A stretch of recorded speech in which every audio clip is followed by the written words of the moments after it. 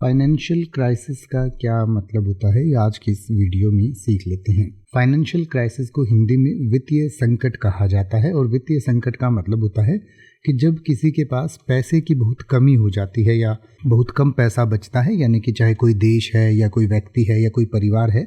तो जब वो परिवार, व्यक्ति या वो देश अपने जो सारे खर्चे हैं उनके लिए धन नहीं जुटा पाते हैं, पैसे नहीं जुटा पाते हैं या पैसे की बहुत कमी आ जाती है, तो उसको फाइनेंशियल क्राइसिस कहा जाता है। यानी कि अलग अलग लेवल पर इसके अलग अलग डेफिनेशन हो सकती है। एक तो मान लीजिए कोई, सबसे पहले अगर परिवार से बात करें तो कोई परिवार ऐसा है जिसमें जो उसका कमाने वाला मुख्य व्यक्ति है, उसकी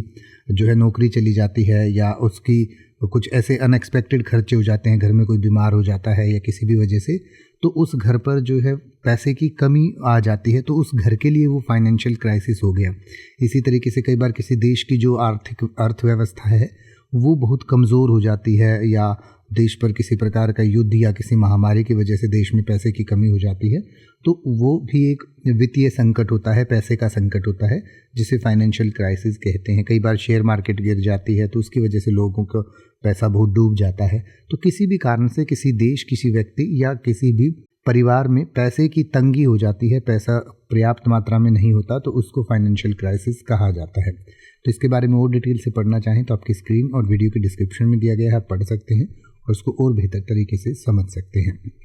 अब आप किसी भी वर्ड का मतलब हिंदी और इंग्लिश में YouTube पर सर्च कर सकते हैं, आपको मेरी वीडियो मिल जाएगी जिसमें आप बिना किसी फालतू बकवास के सीधा उस वर्ड का मतलब समझ पाएंगे। तो ऐसी ही वीडियोस को देखते रहने के लिए चैनल को सब्सक्राइब करें और बेल आइकन को प्रेस करें।